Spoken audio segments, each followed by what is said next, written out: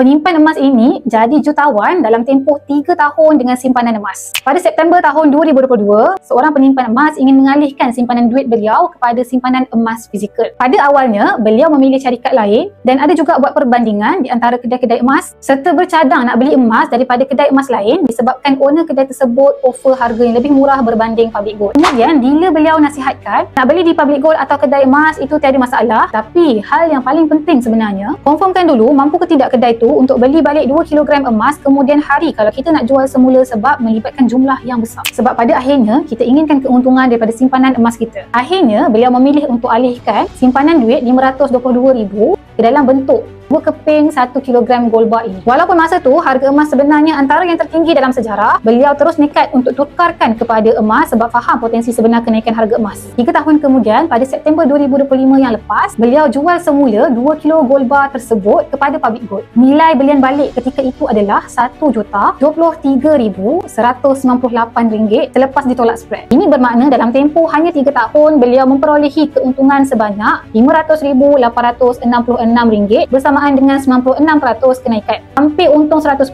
ibarat seperti buy one free one. Kisah ini membuktikan bahawa nak pilih platform simpanan jangan sekadar tengok harga. Ya, ada banyak faktor lain juga kena ambil berat. Contohnya, kredibiliti syarikat, kemampuan untuk beli balik emas kita kemudian hari. Selain itu, kita boleh lihat tuan-puan perbezaan simpan duit dengan simpan emas. Kalau dia simpan duit sampai hari ini, takkan jadi 1 juta. Yang lebih menyakitkan hati, kalau RM522,000 beliau 3 tahun lepas boleh beli 2 biji rumah, hari ini RM522,000 yang sama hanya mampu membeli 1 biji rumah dengan keluasan yang sama sebab kenaikan harga atau nilai duit makin susut. Beliau bukti hidup tuan-puan kenapa kita perlu simpan emas. Nak simpan emas sekarang sangat mudah, kita boleh simpan emas rendah RM100 di akaun Emascap Public Gold. Bagi anda yang ingin alihkan simpanan duit ke dalam bentuk emas fizikal, boleh refer pin video di profil saya, cara daftarkan emas percuma, kemudian saya akan guide cara dan langkah-langkah simpanan emas yang terbaik untuk tuan-puan.